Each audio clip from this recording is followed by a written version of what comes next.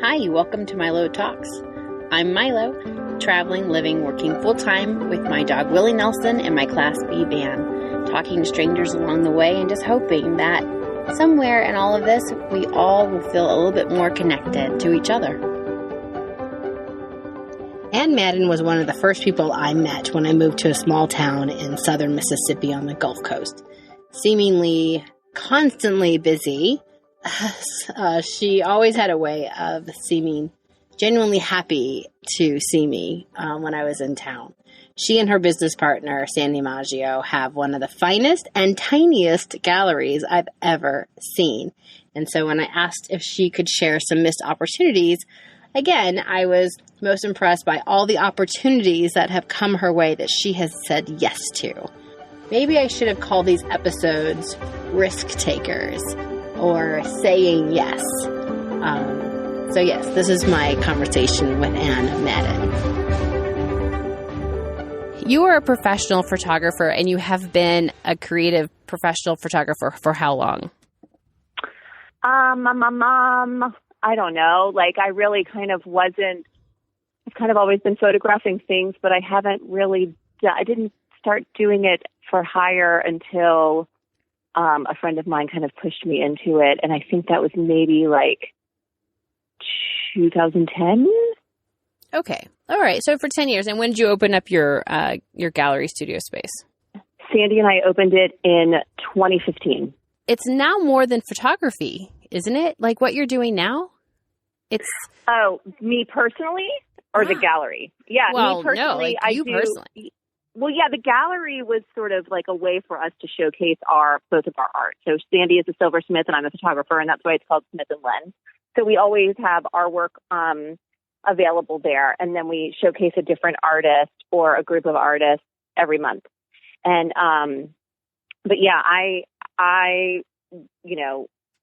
was shooting just sort of like portraits and landscapes and whatever, and for hire. And then selling photography is not easy to do, or it might be easier in other places. I don't know, but I did a workshop and I learned the image transfer process, and it kind of brought another dimension to my photography. Like it was a little bit of analog meets digital because I shoot digitally, and it felt kind of fun to have that element of chance back, and then and using my hands instead of just click, edit and then send to a lab. It was like click, edit, and then get dirty. Which was exciting again. And I think it also sort of translates, and then when I add the mixed media to it, it translates to something different. It's not photography anymore. It's a mixed media piece. So while it's based in photography, it's definitely, I don't think you can call it photography, No. Mm-hmm. Yeah, no, I love what one of your new pieces I asked about with the skating, the skating rink. I love that. Oh, yeah. Yeah, so that is a fun little series that I started. I kind of do that. I haven't been doing it consistently, but I started off doing a series called Roadside Abandon, where I just sort of photograph things that were kind of falling apart and then adding to them. And then it sort of transitioned to Southern Collage, which was I was just taking different elements of different things that I would see and then putting them in a new environment. So I would photograph sort of an empty space, maybe on the side of a highway, and then put, an old car or something that was from a completely different location in there, and then mess with it, and then put some sort of neon sign on top or something, that just makes it a whole. It's not an actual spot. It doesn't exist, but it's sort of could maybe, or you're like, what is that? There's no skate land that's on a barn. That's not a thing. But skate land's in Memphis. It was great. It could happen. And that big chrome pony is from a gigantic strip club on the side of the highway in the Columbus, Mississippi area that every time we pass, I'm like, what is that? I think it's called the Silver Pony, the place. And the last time we stopped, when I made the kids pull over to stop to take the picture, the marquee, which I think I have this photograph somewhere, but I can't find it. But I was going to separate it into pieces to use in different, two different artworks. And the marquee said, said, "Giving thanks for our twerking class heroes." Twerking's hard, by the way. I'm not. I mean, a twerker, I would imagine. So I would it's imagine super that's, hard. I think that's probably a fair representation of the business.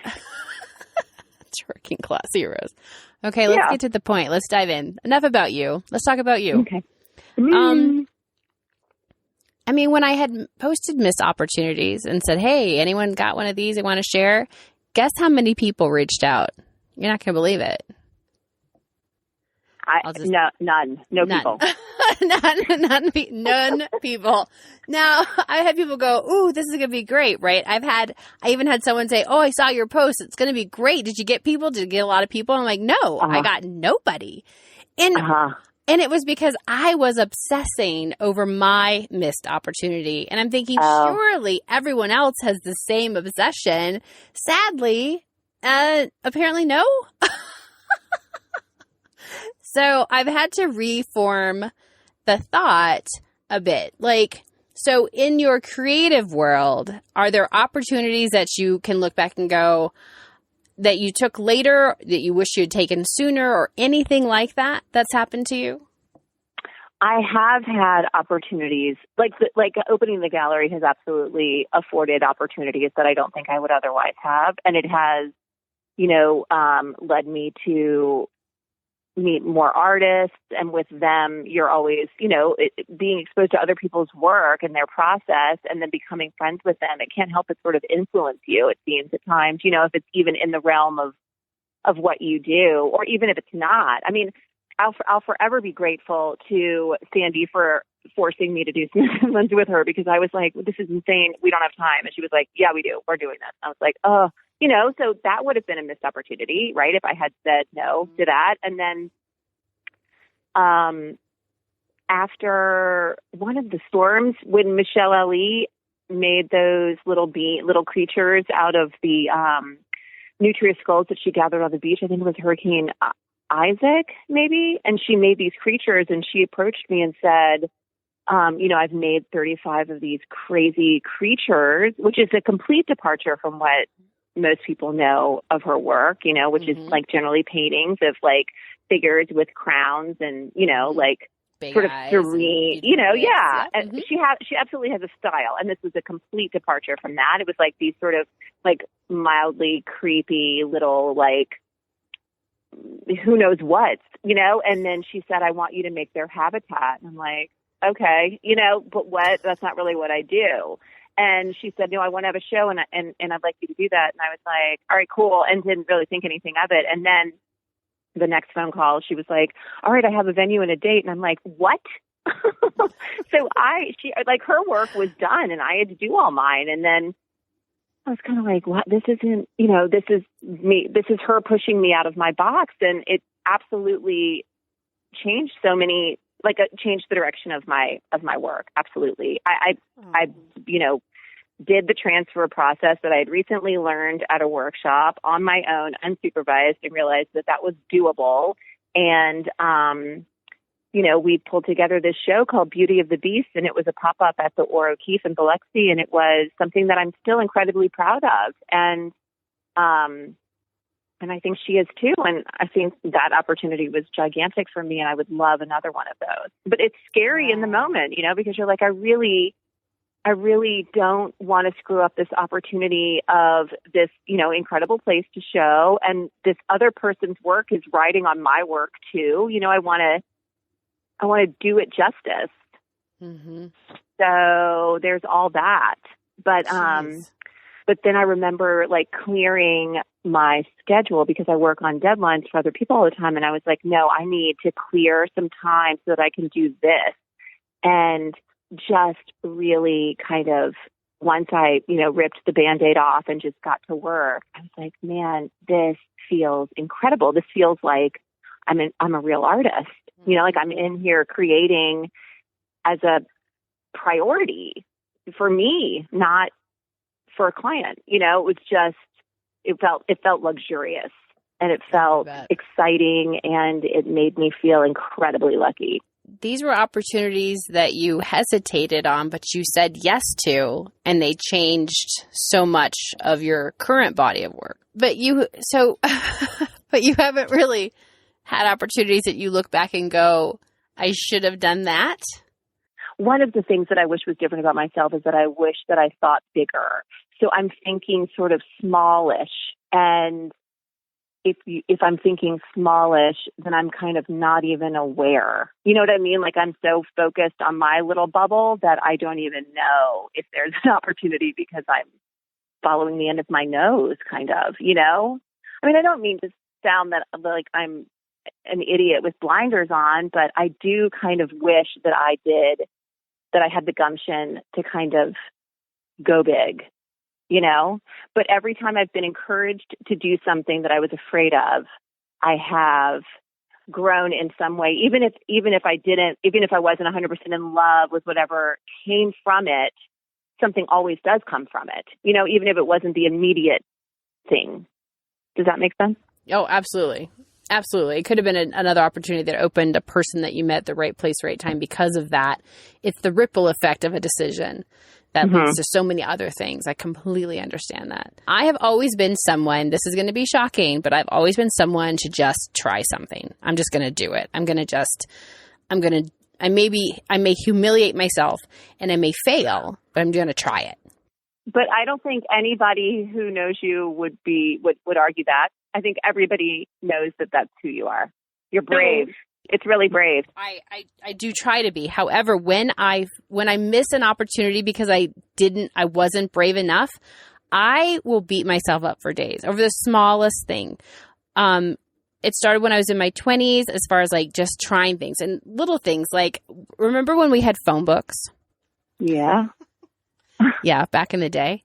I do remember phone books. So a long time ago, we had phone books. I was in California, I was in the military, and I had gone into some shop that sold pianos. I don't know what you call a piano shop, but I had no reason I wasn't looking for a piano. I was just wasting time.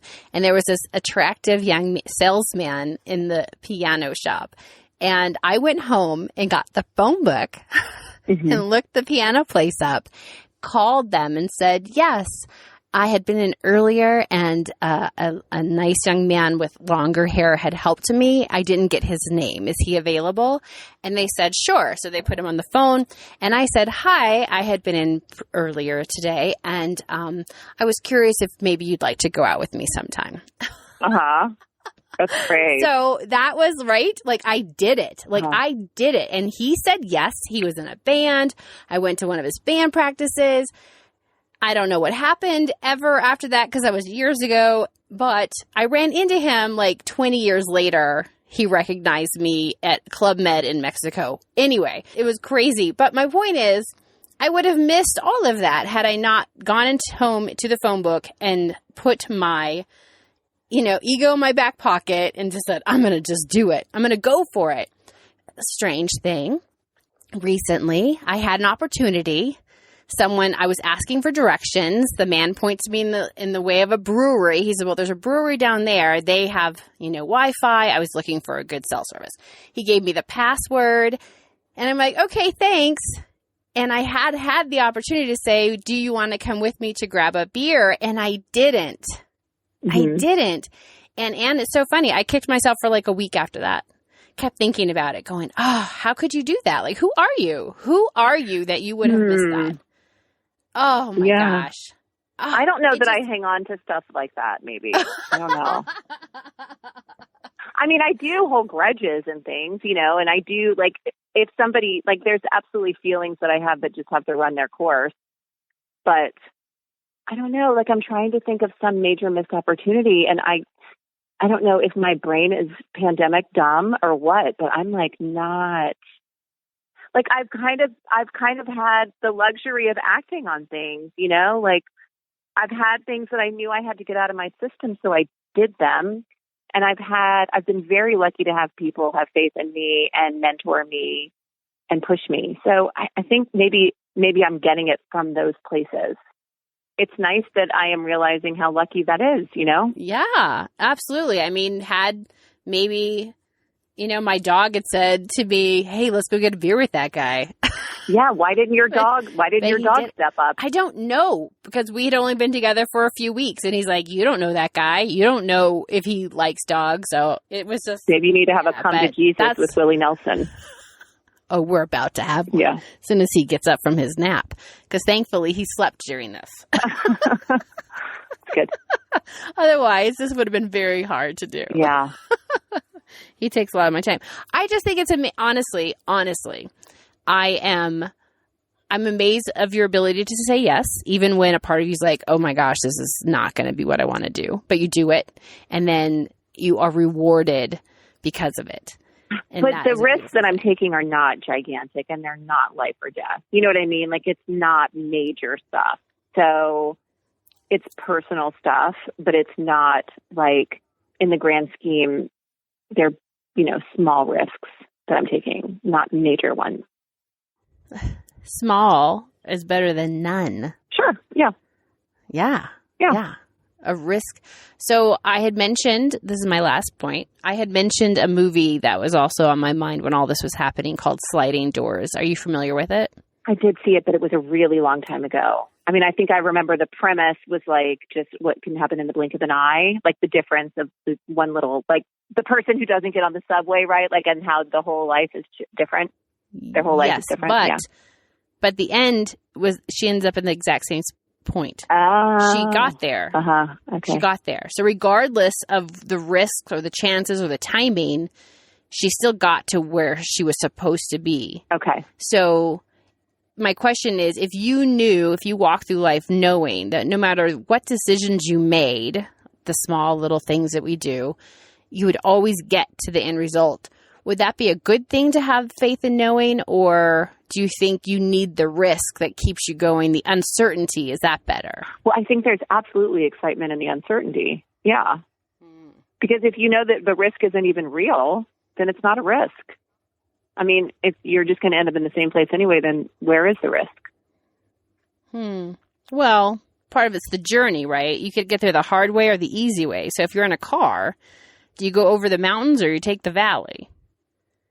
Well, I mean, I'm distracted by literally every shiny object. So I am absolutely taking the long road, and my family has been trained to know this, that I will turn around to look at that thing that was flashing on the side of the road at high noon and find out it's a glitter-covered coffin in Macomb, Mississippi, or whatever. And they're like, why are we doing this? I'm like, because is why we have to see. I have to see it. We have to do this. Yeah. Okay. That would have been a missed opportunity if I hadn't, right? And then I'd be wondering, what is that thing? And there it is. Yeah. You don't miss your opportunities because you're willing to take the long road to get there. I also don't have to visit it again. True. Yeah. Right. Did you say, I was there. Did that part. Did that part. Moving to the next. Yep. Oh, thank you so much for this time. Hey, thank you, Milo. I'm sorry I was late, but I appreciate you. No one would have known, but now they'll know because I'm going to put that in it. Yeah, you didn't have to say it, but now it's going to stay in there.